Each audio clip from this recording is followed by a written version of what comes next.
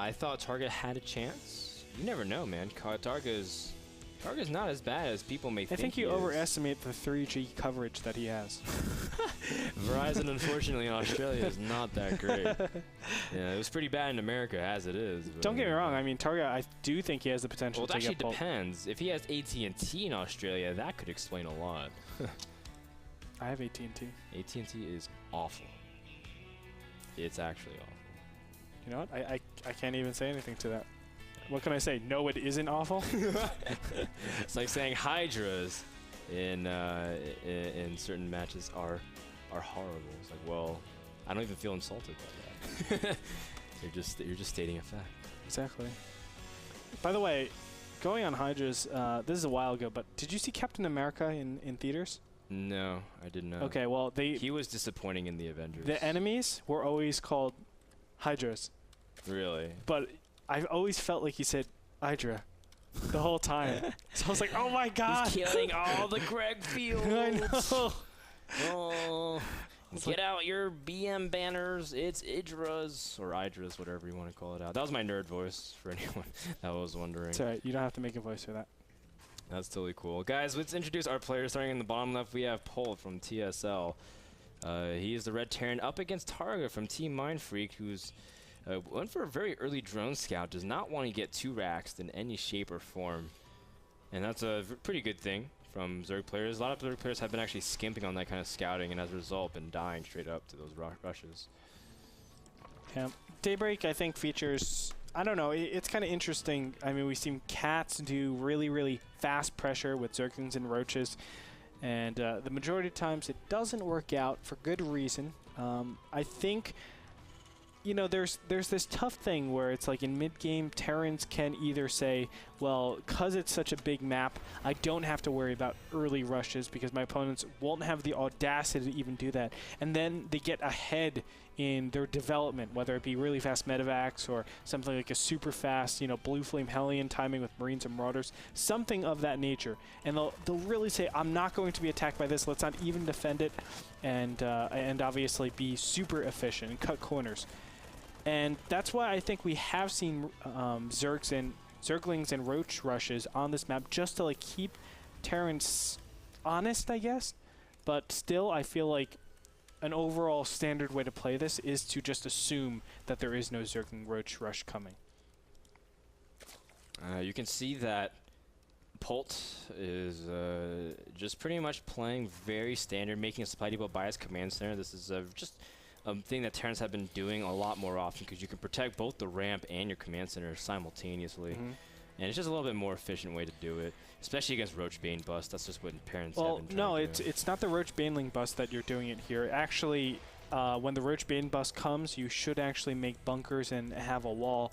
What this is supposed to do is actually give you room. When you actually go Reactor Hellions, they can actually have speed Zerglings on the left-hand side, and it was really common for speed Zerglings to get in and just go directly past the bunker before any walls actually exist. And then you can just kill a ton of SCVs for, you know, for like 10, 12 Zerglings. Boom Boom Prime do that a lot. Actually, there's a lot of Prime Zerg did that a lot for a while. You're right, Andre. You're right. I'm mistaken. I'm mistaken. Andre, is that okay? I'm mistaken, because... Why do you make it such a big deal? Like, it's just...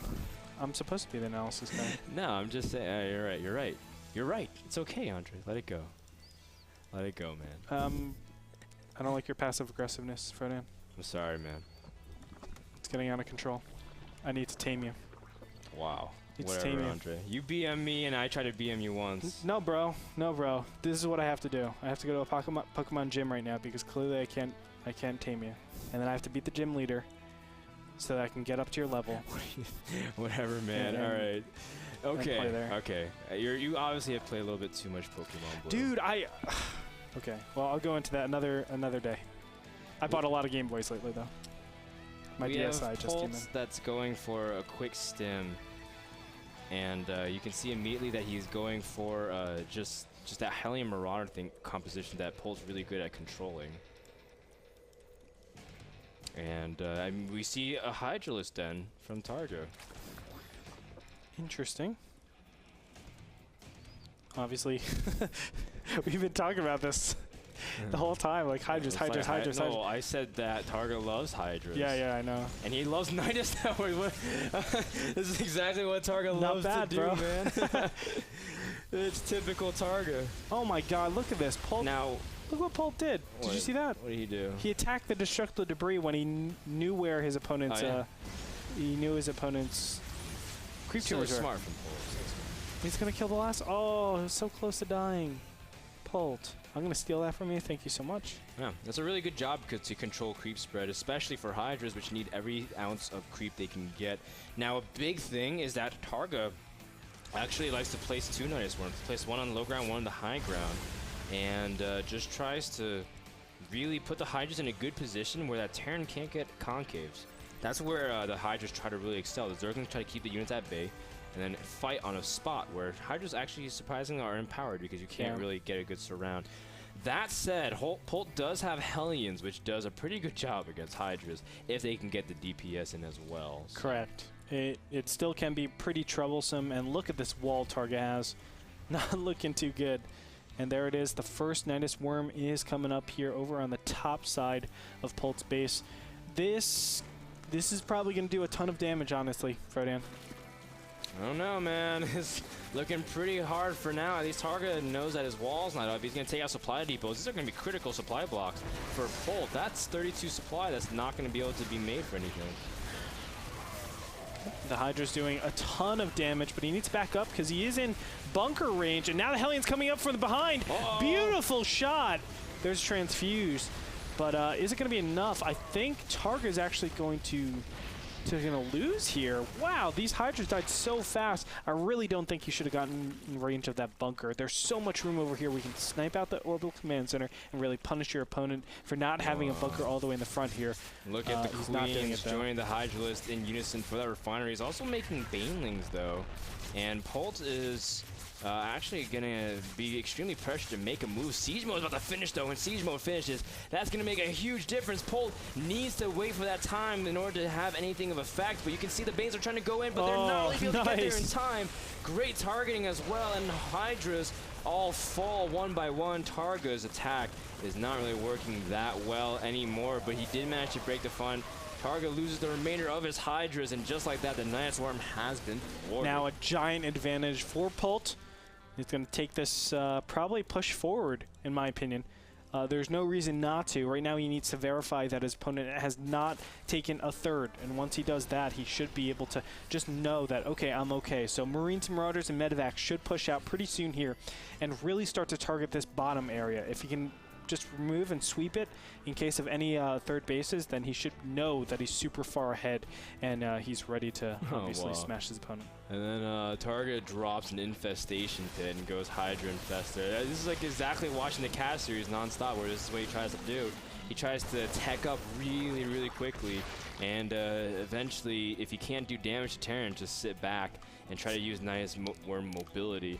The only problem is that Daybreak, the way the base layout is, there's not much room to really, finagle your way around. It's just like it's a small main compared to other maps, and so I think TargA really can't utilize Nidus Worm, at least for a while at this point. No, I think he's going to give up that whole tech tree. I don't think he should actually continue with Hydras unless he's going Roaches against just Bio. And it's just Bio for now, but of course we know siege tanks are being made in the back, and this is the correct thing to do. A lot of players might just think, okay, I'm safe, I can just switch over, just complete Bio, just go upgrades. No, you don't want to do that, because Hydras are actually pretty good, especially at taking out the Medevacs, which is so important. You can see Double Evil Chamber is going to set up TargA for some good mid-game, but he might even have an opportunity to get it because Polt's macro has always been on point.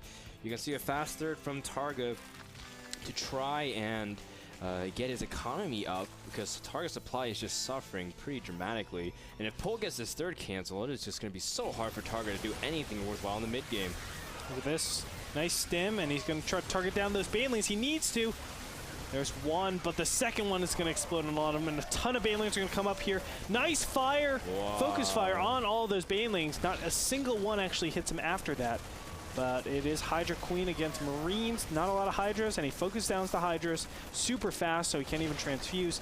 Very well played by Polt, taking the huge advantage in this mid-game. That's just so unfortunate because Baneling's speed finished just in time for those Banelings to die. Like, the Banelings were just about to get Baneling's speed to hit those Marines, and that could have been all the difference. That could be the difference between this third living and dying.